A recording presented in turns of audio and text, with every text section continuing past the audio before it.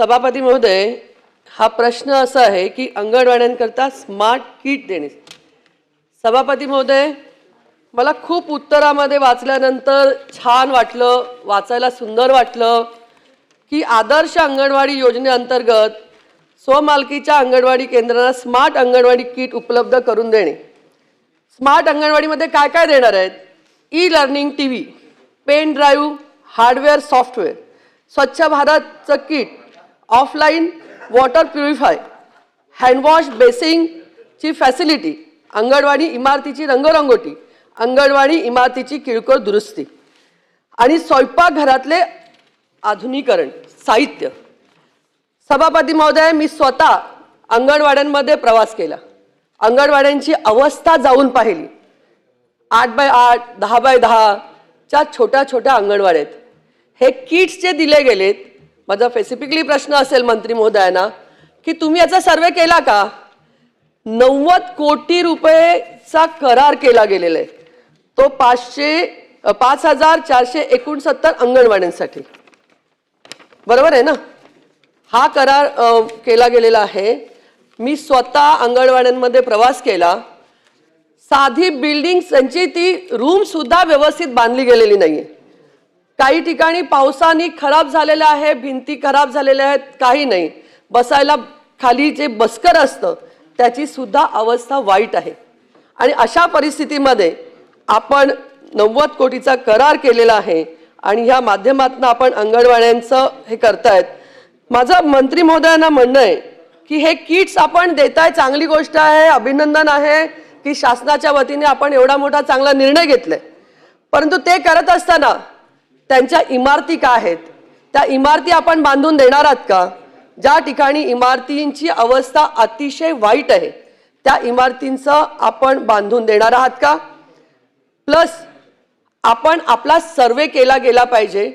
नुसतं आपण करार केलं, मागच्याच ठेकेदाराला पुन्हा ठेका देण्यात आला अशी माझी काही माहिती आहे. ही आपली हे बरोबर आहे का? या संदर्भात पण आपण द्यावं. कारण जो गरीब आहे विद्यार्थी, जो झोपडपट्टी स्लम एरियामध्ये राहतो, तो जास्तीत जास्त त्या अंगणवाडीमध्ये जात असतो. आणि त्या अंगणवाडीची दुरवस्था ही मी स्वतः पाहिल्यामुळे मला याची कल्पना आहे की हे कुठेतरी काहीतरी चुकतंय. शासन निर्णय चांगला आहे, चांगला करायचा प्रयत्न करतोय, परंतु स्पेसिफिकली आपण ह्याचा सर्वे केला आहे का? आणि सर्वे केला आहे तर आपल्याकडे काय सर्वे आलेला आहे, त्याचा आम्हाला काही रिपोर्ट मिळतील का, अशी माझा प्रश्न आपल्याला आहे.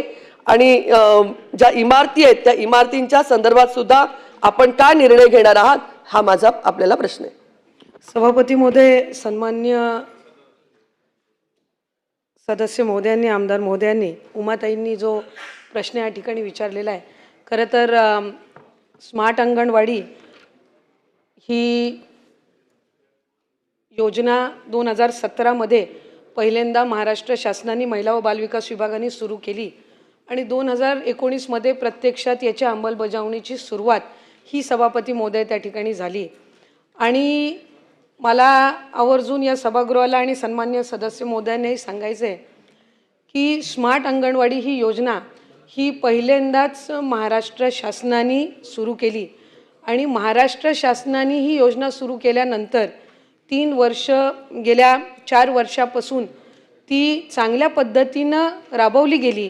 आणि त्याचं एक उदाहरण, त्याचं एक प्रेझेंटेशन केंद्र सरकारच्या महिला व बालविकास विभागाने त्या ठिकाणी मागवलं. आणि महाराष्ट्र शासनाने सुरू केलेल्या योजनेच्या आधारे ही योजना जी आहे ती त्या ठिकाणी केंद्र शासनाने यंदाच्या वर्षीपासून सुरू केली. आत्तापर्यंत इतर कुठल्याही राज्यामध्ये स्मार्ट अंगणवाडी ही स्कीम किंवा योजना ही सुरू नव्हती. ही पहिली महाराष्ट्र राज्यामध्ये महिला व बालविकास विभागाने सुरू केली. खरं तर ताई, मला आपल्याला निश्चितपणाने सांगावं असं वाटतं की स्मार्ट अंगणवाडी ही योजना सुरू करत असताना याचे काही नियम आणि निकष ठरवण्यात आले. त्यातला पहिला नियम हा होता की ज्या अंगणवाडीमध्ये आपण स्मार्ट किट उपलब्ध करून देतोय ती स्वमालकीची असली पाहिजे, म्हणजे शासनाने बांधलेली असली पाहिजे.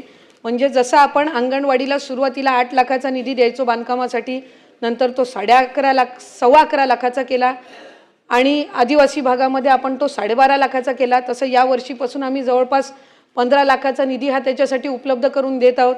आणि म्हणजे त्याची वाढ आपण रकमेमध्ये बांधकामासाठी करत आहोत. त्यामुळे स्वमालकीची जी इमारत आहे अंगणवाडीची त्याच्यामध्येच आपण ही अंगणवाडीचा स्मार्ट किट उपलब्ध करून देतो.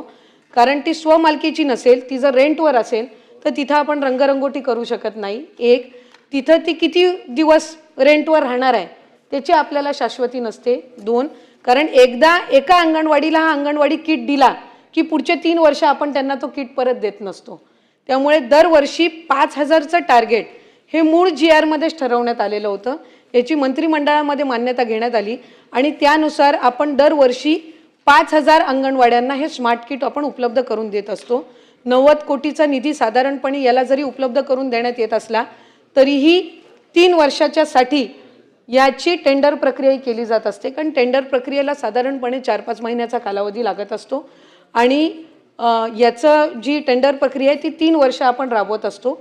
त्याच्यामुळे या आत्ता जे चालू जे कॉन्ट्रॅक्टर आहेत यांची टेंडर प्रक्रिया ही रीतसररित्या गेल्या वर्षी पूर्ण करण्यात आलेली आहे आणि ती 3 वर्षासाठी आहे.